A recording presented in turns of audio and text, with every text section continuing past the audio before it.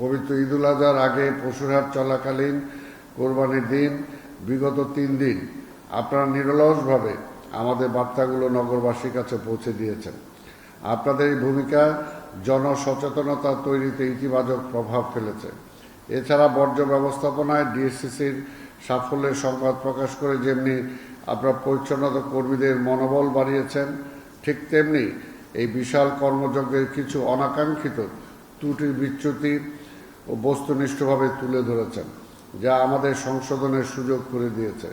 আপনাদের এই চমৎকার পেশাদারিত্বের জন্য আমি গভীর কৃতজ্ঞতা ও সাধুবাদ জানাচ্ছি।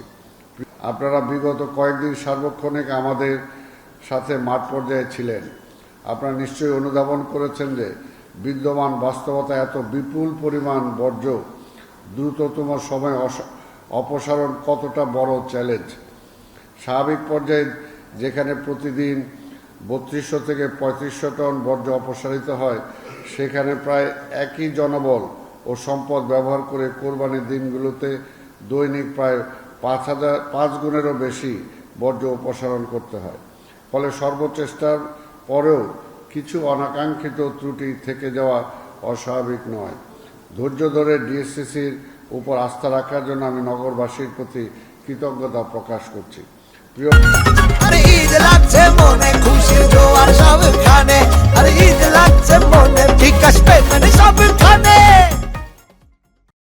বন্ধুগণ, বিগত 3 দিনে ডিএসসিসির নিজস্ব পিএসএসসি প্রায় 13,453 জন কর্মী মাঠ পর্যায়ে বর্জ্য ব্যবস্থাপনায় নিয়োজিত ছিলেন।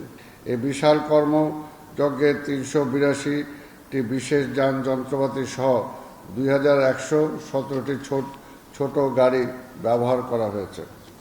75টি ওয়ার্ডে ডিএসসিসি কর্তৃক 357টি স্থানে পশু কোরবানির স্থান নির্ধারণ ছিল, যেখানে গত 3 দিনে মোট 17,315টি পশু কোরবানি করা হয়েছে। এটা হয়তো সংখ্যাটা খুব বেশি একটা আশাপ্রদ নয়, তবু আমরা আশাপ্রদ যে ভবিষ্যতে এটা অন্তত সম্পূর্ণ পুরোপুরি কোঠায় যায় পৌঁছবে। আপনারা জানেন এবছর 3 দিনে কোরবানির পশুর হাট ও বর্জ্য অপসারণের লক্ষ্যমাত্রা ছিল 33,942 টন।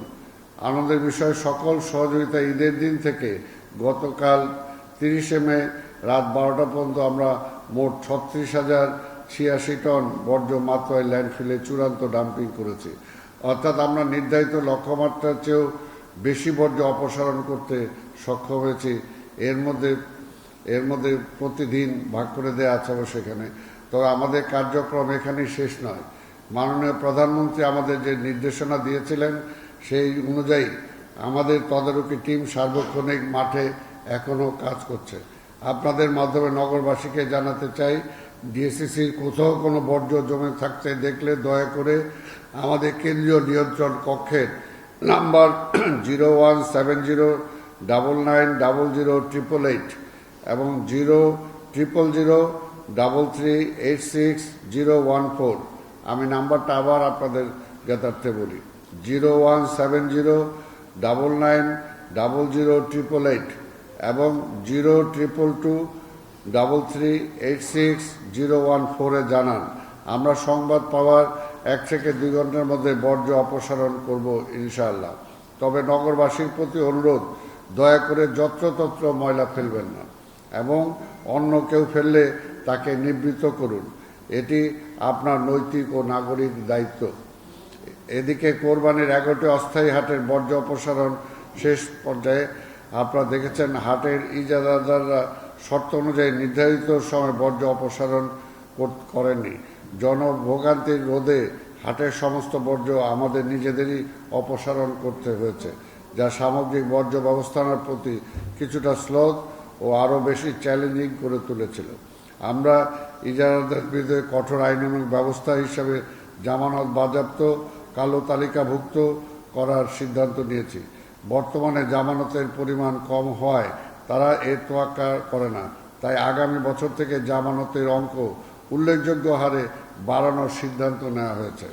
জনভোগান্তি তৈরি করলে সে যেই হোক না কেন বিন্দুমাত্র ছাড় দেওয়া হবে না। প্রিয় নগরবাসী, বিগত 3 দিন ধরে টানা কোরবানি যত্রতত্র বর্জ্য ও চামড়া ফেলে রাখা মাতোয়াই ল্যান্ডফিলে যাওয়ার পথে যাত্রাবাড়ি অংশের তীব্র যানজট ও লক্ষ্যমাত্রার চেয়ে অতিরিক্ত বর্জ্য অপসারণ করতে গিয়ে যে সাময়িক ও অনাকাঙ্ক্ষিত ত্রুটি বিচ্যুতি হয়েছে তার জন্য আমি আন্তরিকভাবে দুঃখ প্রকাশ করছি। পাশাপাশি আপনাদের আশ্বস্ত করতে চাই, মাননীয় প্রধানমন্ত্রী জনাব তারেক রহমান ঢাকাকে একটি ক্লিন সিটি, গ্রিন সিটি হিসাবে গড়ে তুলতে বদ্ধপরিকর। সুতরাং বর্জ্য ব্যবস্থাপনা সহ সিটি কর্পোরেশনের যে কোনো নাগরিক সেবায় বিন্দুমাত্র গাফিলতি বরদাস্ত করা হবে না। প্রিয় গণমাধ্যমের বন্ধুগণ, জাতীয় ঈদগাহে পবিত্র ঈদুল আজহার প্রধান জামাত ব্যবস্থাপনা, পশুরহাট কোরবানির বর্জ্য ব্যবস্থাপনায় আপনাদের এবং নগরবাসীকে যেভাবে পাশে পেয়েছি, ঠিক একইভাবে আসন্ন বর্ষা মৌসুমে ডেঙ্গু প্রতিরোধ ও জলবদ্ধতা নিরসনেও আপনাদের সক্রিয় সহযোগিতা কামনা করছি। আমি বিশ্বাস করি, নাগরিকরা যদি সচেতন হন তবে যে কোনো সমস্যায় 50% সমাধান এমনিতে হয়ে যায়। বাকি 50% সিটি কর্পোরেশন নিশ্চিত করলেই 100% সমাধান সম্ভব। এই শহর আপনার, এই শহর আমার, এই শহর আমাদের সবার। ঢাকা বদলাবে যদি আমি নিজে বদলাই। আপনাদের সকলকে ধন্যবাদ।